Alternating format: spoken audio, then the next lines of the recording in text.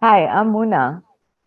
Hi, I'm Tuba You're listening to on and off the record. the record. Oh, we almost had it.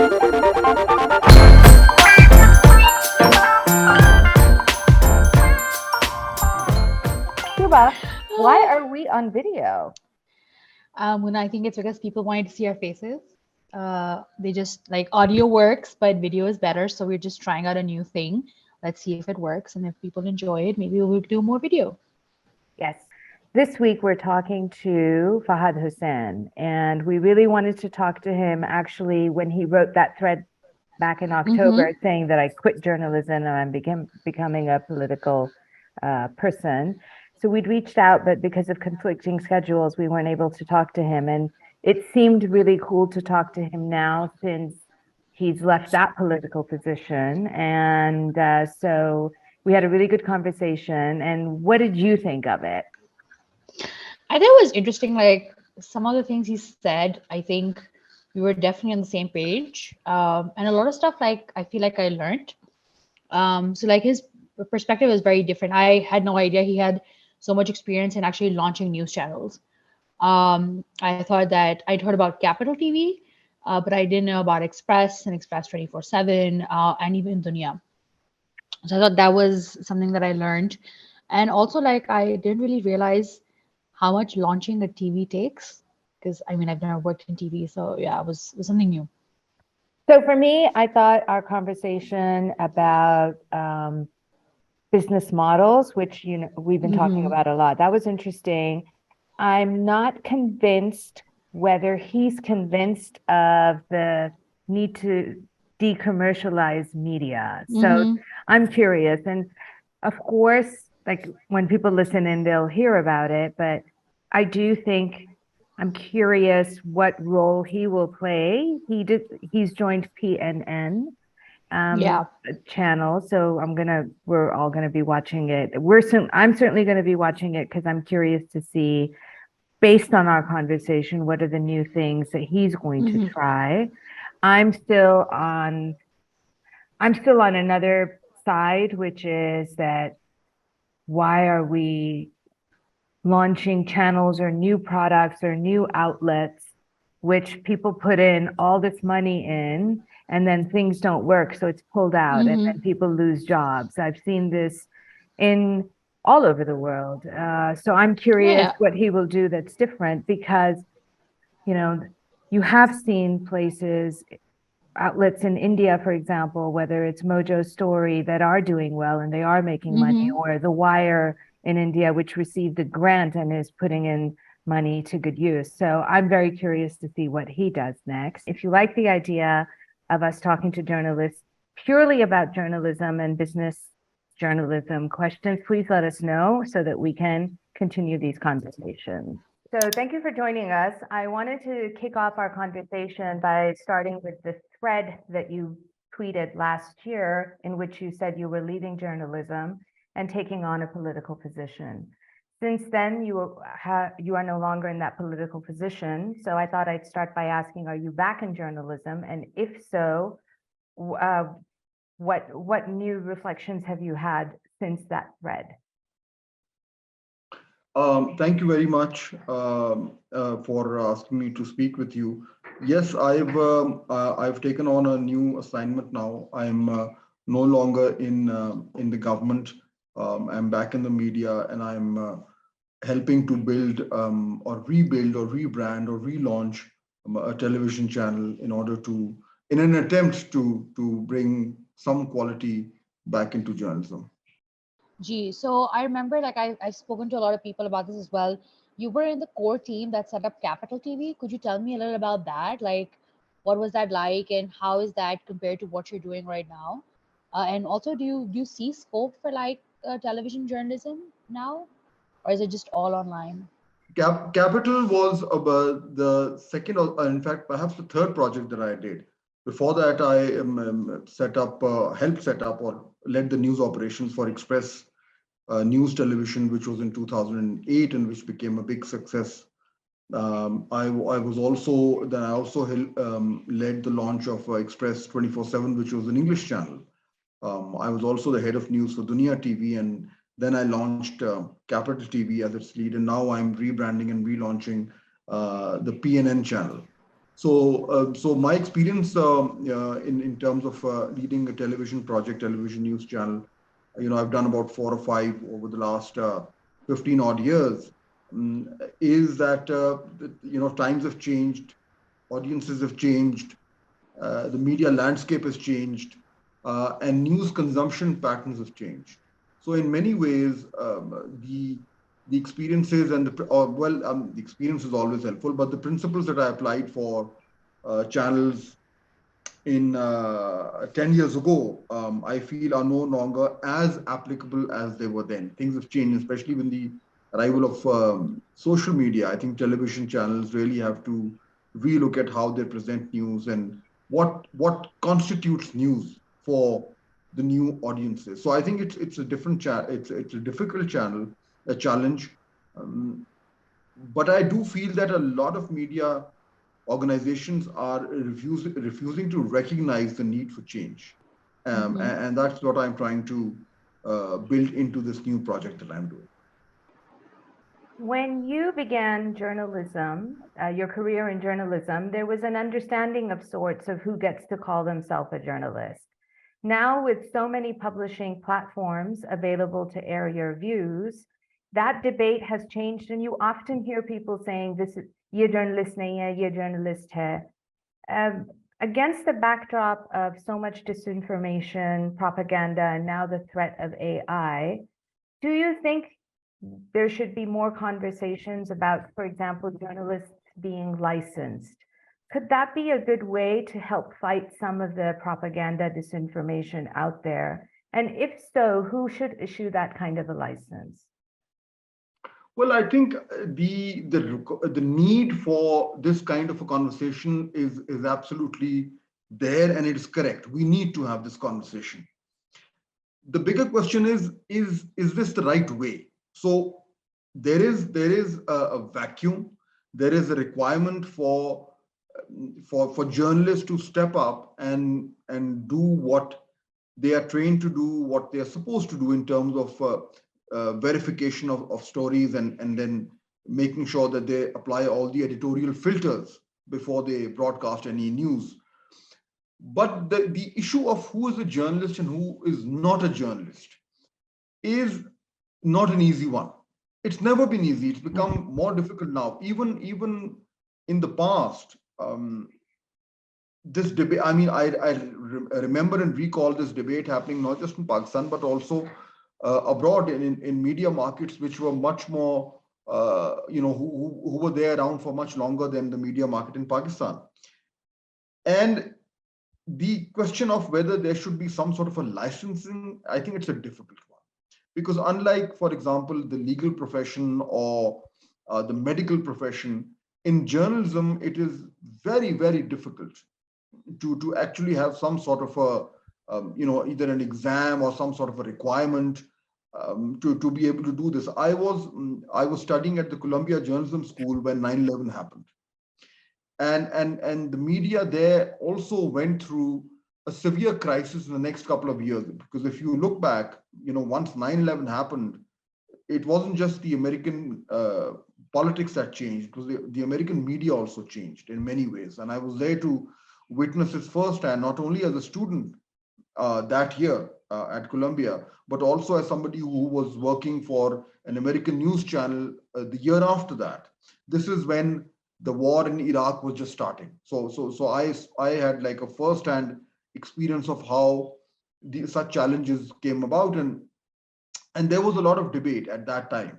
Should there be, even in the US, should there be some sort of a criteria for people who become journalists? That debate had no conclusion. So to do the licensing may seem like an easy solution, but I don't think it is. I think what we need to do is two things.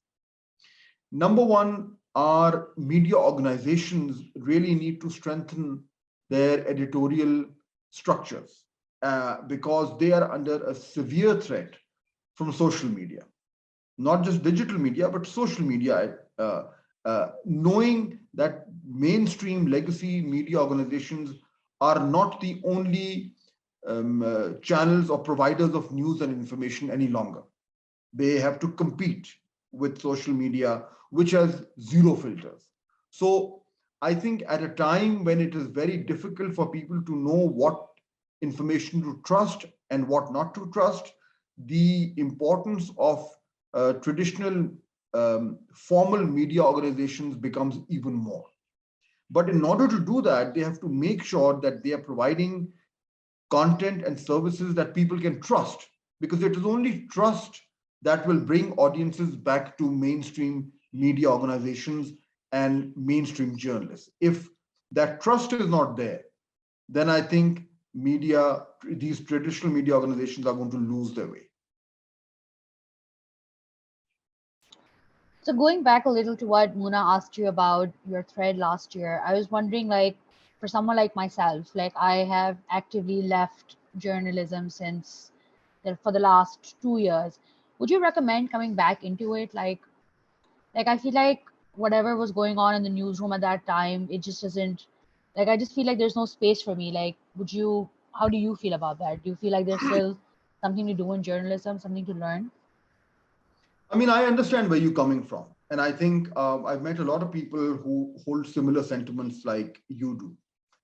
And in my opinion, the reason for this is as follows. Number one, journalism as has been practiced in the previous decades is undergoing very major transformation, because societies are changing, modes of information and communication are changing, and people's consumption habits as far as news and views are concerned are also changing.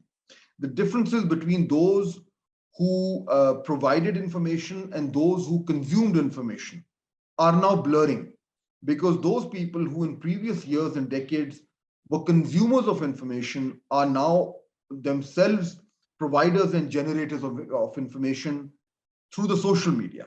So that difference has now blurred and is narrowing. So that's point number one. Now, point number two is in such a scenario, what happens to the profession of journalism? And that's a big question mark for a lot of people, perhaps including yourself. It is certainly a question for me also. And the answer to that, unfortunately, is we don't know. And I explain it in a way that, right now we are going through such a major transformation. It's like a storm which is raging across the media landscape. And whenever a storm rages across, we try to find shelter. So we are right now in a cabin trying to wait out the storm. Once the storm is over, we are going to open the door, come out, and only then will we know what the landscape looks like. Are there uprooted trees and overturned cars and destroyed power lines, or things are slightly better? We don't know. So right now, this storm which is happening is it has to subside before we figure out where media and journalism is going. Now, if you look at the rise of AI, you can predict where things are going. And if AI is writing reports and taking over a lot of routine stuff that journalists do, then clearly journalism is under threat from two different forces. One is the democratization of information, which is through social media. And number two is the rise of artificial intelligence, which is taking over a lot of functions that journalists were doing, traditional journalists. Now, faced with these two challenges, what should journalists do and what should media organizations do? I think that's a question of our times. We can all predict answers, we can all have our own theories. But if someone tells you exactly where journalism is going and whether it would actually survive as an industry in the next few decades, I think that person probably is claiming more than he or she knows. So Pakistan isn't the only country that is facing whose media is facing economic hardship. I'm writing a column next about a sort of mini carnage that's taking place in the United States media, where so far this year you've seen layoffs at Washington Post and NPR, BuzzFeed News shut down, and I read last week that Vice News is maybe filing for bankruptcy. Doesn't this tell us that a market-driven journalism isn't working? Well, it certainly raises this question. And I think it is, I mean, you're spot on in terms of raising this red flag or white flag or green flag, I don't know, but some flag which actually points out the danger that is lurking underneath all of this. Now, even if you look at Pakistan, let's talk about the situation closer to home. A lot of people ask me, well, I mean, we have so many news channels. What is the economics of these channels? How do they work? Are they actually making money? If they are making money, how are they doing so? Because we know the costs are astronomical. It's become, very, very expensive. And in a market as saturated as ours, if a channel needs to or wants to stand out, that channel really needs to put in a lot of money. Does it recover that money? Is the advertising pie as big as we would like it to be, etc., etc.? So these are some of the major questions, and the answer to many of them are that the economics of media organizations in Pakistan doesn't seem to be working very well. If you look at the newspapers, they're struggling, and not just in Pakistan, they're struggling all over the world. But in Pakistan also, newspapers are struggling to make their revenues and their costs come out positively. A lot of them are dependent on government advertisement, and of course, as you know very well, if any media organization becomes dependent on government advertisement, then obviously it has to compromise somewhere on the editorial side, and that tends to happen very frequently. So the bigger question then, of course, is, as you very rightly said, is the business model collapsing? I mean, I put it in a different way. Is the business model for journalism and media collapsing? If you look at media organizations in the West, you see that they are also finding different sources of revenue. So, for example, New York Times is a great example, where a print or media organization, which everybody said was a dinosaur and it was on its way to extinction, has been able to find a very solid revenue base through digital subscriptions. And it's worked out well. If I don't have the figure with me, but I do know that the New York Times is raking in a lot of money through digital subscriptions. But can that work for all other organizations? I mean, unless you have your editorial strength and your content as strong as what New York Times has, would people pay to read news online? For example, would Pakistani readers of English newspapers be willing to pay X amount of money to subscribe to digital versions of English or Urdu newspapers? Now that's a big question, and I know firsthand that there have been discussions within these media organizations regarding experimenting with subscriptions. A few have, most haven't. Most have chickened out. They feel that if we put our content behind a firewall, that it's not going to work. And to some extent, I agree, because I don't think that Pakistani newspapers are providing the kind of content that people would genuinely want to pay in order to reach, connect with them on the digital properties. In terms of television, yes, the same issue is arising, because we do know that the demographics are against them. Television channels, news channels all across the globe, in most places, are losing audiences to digital platforms. And especially if you look at the younger people. Let's say, I mean, I don't have any exact data with me, but let's say if we take people younger than 20 years of age in Pakistan, how many of them are actually addicted to news channels? I think the answer would surprise us, or maybe it won't surprise us. So the demographics are also going against television channels, and hence, if we return to your question about the business model, the answer is that is part of the larger question that we talked about earlier. What is the future of journalism? this issue of the business model is an integral part of that larger question. Can this industry survive unless there are some major innovations? Tuba, if you don't mind, I'm just going to do a segue into this. The reason I brought up the earlier question about BuzzFeed News and Vice News was that they were really heralded as examples of the future of digital media because they catered to a young audience.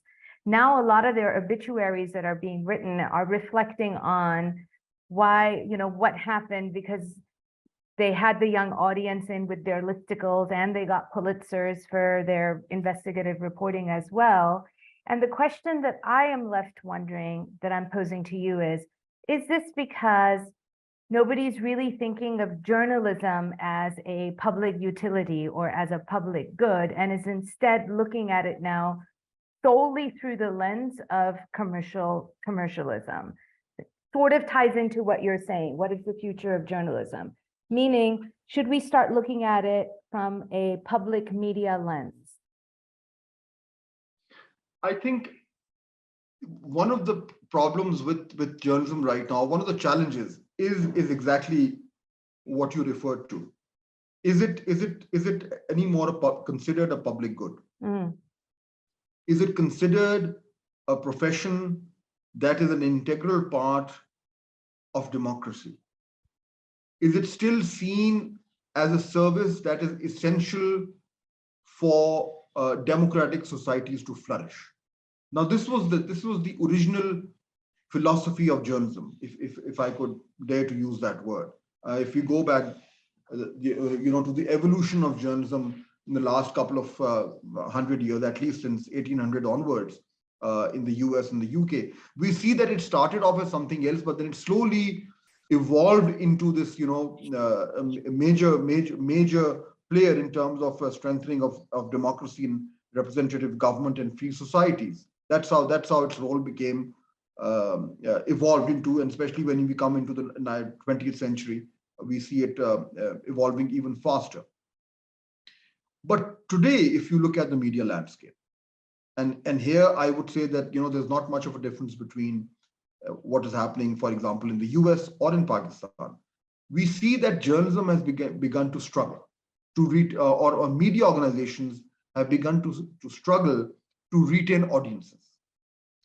And now their primary focus is how do we hold on to those people who 10 years ago or 20 years ago were our captive audience, and we would make money from their eyeballs. And today those audiences are bleeding away into digital media or other places. And one of the key changes that we've seen happening as media organizations struggle to hold on to these audiences is to try and pander to their likes and dislikes and prejudices. So we've seen the politicization of the media. We've seen the partisanshipness, if I can coin a word here, of the media. Because so for example, if you look at what happened in the US after 9/11 and the rise of Fox News. I mean, if you remember, CNN was the big brand. Suddenly, after 9/11, Fox News decided to take on this mantle of this right-wing crusader. And it did so at a time when the entire American society was lurching to the right as a result of 9/11. So they took this very clear position because they either advertently or inadvertently or either through planning or through sheer gut feeling, they connected with the audience at the mood of the audience at that time. And for the first time since CNN was launched, Fox News was able to increase its viewership much more than CNN. Now we've seen that happening in so many other media markets, including Pakistan, when channels or media organizations are finding this shortcut where they take sort of compromise on their original mandate of neutrality or objectivity and move towards a certain side, because once they do that, they see that their audience numbers begin to rise, because people tend to listen to or favor opinion and news that reinforces their beliefs. And that's what happened in Pakistan also. I'm not going to name the channels, but you have a fair idea of channels that have gone to an extreme position have been able to find dividends from that. Now, what does this do to journalism or traditional journalism? Of course, it goes against it. But if the dilution, and here's my key point, if the dilution of journalistic principles leads to a concentration of revenues, then we have a problem. And that's what's happening. The more that media organizations are moving away from the fundamentals of journalism, the more they are being rewarded by viewers. And that's one of the challenges that we are looking at, when we talk about the future of journalism. Okay, I have one more question. What kind of role do you think a government should play in ensuring a level playing field for news media outlets, journalism, safeguard freedoms of press enshrined in the Constitution? I ask this because often it is the government that hounds journalists. I think that the key thing for any governments, and now this is a wish list, because if you were to ask me, do I see this happening? I would probably have an answer which I wouldn't like. But the thing is, the first thing that needs to happen is that the governments have to actually accept and acknowledge the legitimate role of media as part of a democratic society. I don't think most governments have. I mean, they pretend they have, but I don't think they have, and I don't think that most governments in Pakistan have an in-depth understanding of what the role of media is.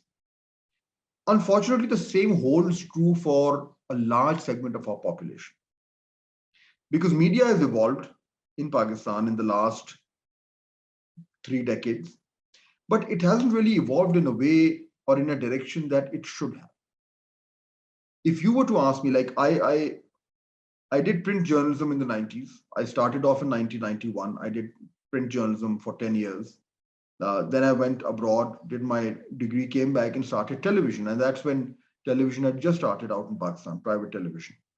So for example, in 2003, if you had asked me, where do you think Pakistani television journalism would be in the next 20 years, which is now, I've often thought about it. Would I have predicted where we are today? And my answer would have been is no. I would have thought that in 20 years' times, Pakistani journalism and Pakistani media would be in a far more evolved position than it is now. At some point, we sort of veered off into a wrong direction. And that's a separate debate why it happened. So now we really, if at all, I mean, I don't know whether Pakistani media or any media, for that example, can go back to where it was in the past, because today past is a different country, as they say. So things have changed. But so I'm not saying that the media should remain static. What I am saying is that the media needs to evolve in a way that it has a positive influence on society. And the question whether media is having a positive influence on society in Pakistan is asked. My answer, I would struggle to come up with an answer, because I think that we really need to relook at how we've evolved in the last 1 decade and why we have done so. Final point, is there still time to correct our mistakes? I believe there is, because I think, with the rise of fake news, there is a greater need or demand among people to have some trustworthy source of information. And if the media, any media house can at least try to do that and claim that it really wants to do that, then I think at least the targets and the ambition to correct our course is there. But right now, the most dangerous thing is that most media organizations and most journalists are not even claiming that they want to do it, because that's not where they see their future of journalism. And so that's the real struggle that I'm looking at. Okay, well, we're running out of time. Tooba, do you have a final question? I have like 1,000, but I'll leave it. I don't know how you feel about answering this, but Fahd, if you could do it again, like do a redo of your life, would you still join take the political position? I would absolutely do it because, I'll tell you why. I think, in Pakistan, there is this huge firewall that we've built between the two.